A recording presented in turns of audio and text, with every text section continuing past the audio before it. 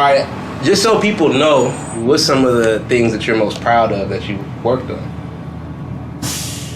I would say right now we're working with this girl named Umi. Umi? Yeah, she's really dope. She's from Seattle, but moved to LA. And right now, that's like one of the things I'm most proud about. Umi's buzzing right now. Yeah, she's buzzing. Yeah, Umi's buzzing. She's like YouTube Star of the Month. Like Pigeons and Planes gave her Artist on the Rising. Yeah. So she's sick, and so she like, you know, graciously like, you know, we started working with her. And it's really fun, dude. She's carving her own lane. Yeah, that's what's up. That's what's up. So, what would you say? You see, they took my answer. But no, I've worked on some like pretty interesting, you know, projects like in different capacities. You know, as well as Umi, there's like another artist that we're building with. She has like a big like YouTube following and stuff like that. Her name is like Tiffany Day, and I think she's like one of the most like interesting like songwriters. Just being able to help like craft like her like sound from literally from the very beginning has been like a pretty rewarding experience thus far.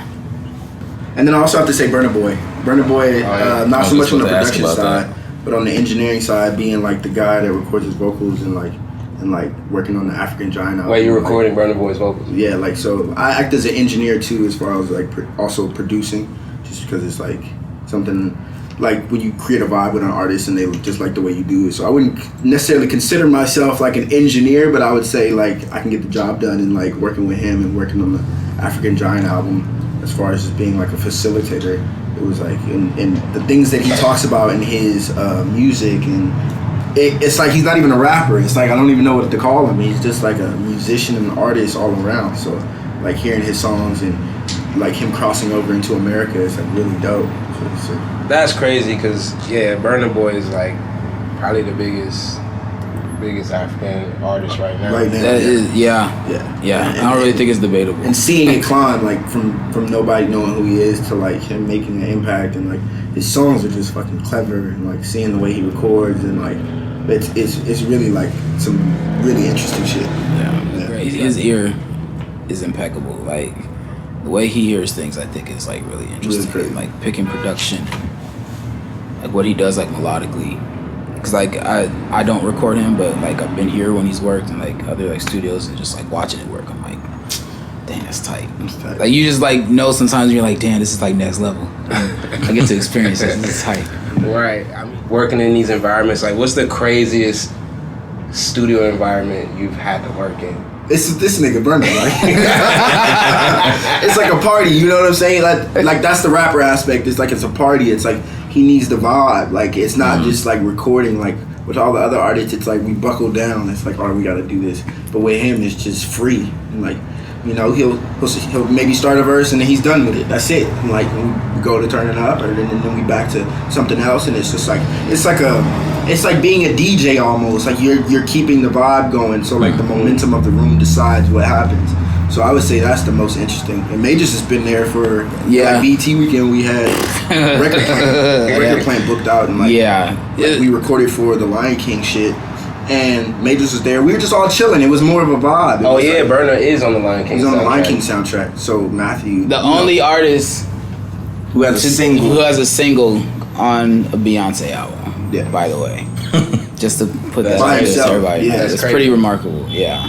And like now that the album is out, I can say that it was like that wasn't even the song we were here to record. It was a different song, and like that song came out of nowhere. Like one of his producers came over, and like he was like had a voice note of this song. He was like, "Remember this song we did? We should like work on that." And then we found the file, and then we just started recording. And that's literally the song on the album is like from like just that night. Like that was like a voice note that they had of him rapping, and then turned it into a song, and it was just like, damn, that's crazy. It was just like a lot. It was a lot.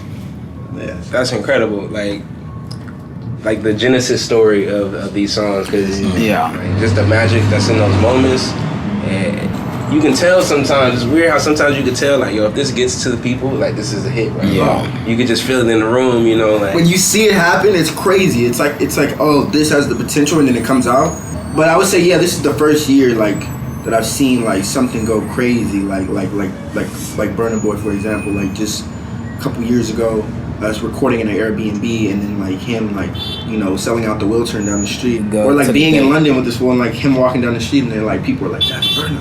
It's crazy. I'm like, what? I'm like, even one time we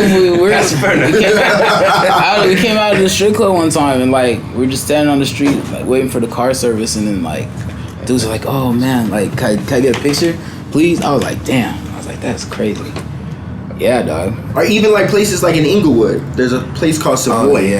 Oh yeah. Did a show there, and then all the Nigerians come out. Like, you don't realize how big of an African scene is in LA until you go to places like that. Like, he did a show at Savoy, and it was like all women packed out to the brim. Like, it was crazy, and they were all African, and I was like, wow, this is crazy. Like, damn. We're in LA, we're in Inglewood. Like, you know what I'm saying? Like, that was the craziest shit I had seen. Which is just like the impact that our artists can make to their like fan base and the people that vibe with Afrobeat.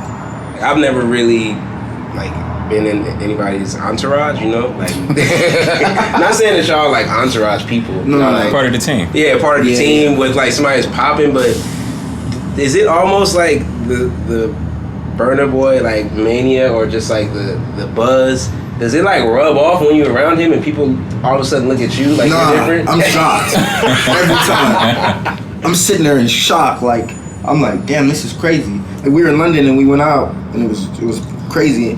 And like, I leaned over to him and I was like, does this ever get old? Like, does this ever get? He's like, nah. And I was like, damn, yeah, man, this is like, it's crazy. It doesn't rub off because I feel like when you're born and raised in LA, like, I saw a tweet that was like, when you're like, I'm from LA, nothing phases me. Like, nothing can surprise me. Damn. I don't know if you guys feel that damn, way, that's but like, kind of true. It's like when you're from LA, we see the Ferraris on the street. Yeah. You're gonna see somebody famous the whole time we've grown up. So to me, when I see shit, I'm pretty like grounded. So it's just like, that's cool for him, great. Yeah. But it's like, it's still me. Like, they're not here for me. We basically work at the celebrity factory. Yeah. No, I'm cool with that because it pays well. So it's like if it like, you know what I'm saying, you can make good money, and if you're able to facilitate an artist and make their visions come alive, there's always room for people to like do what you do and not have to be the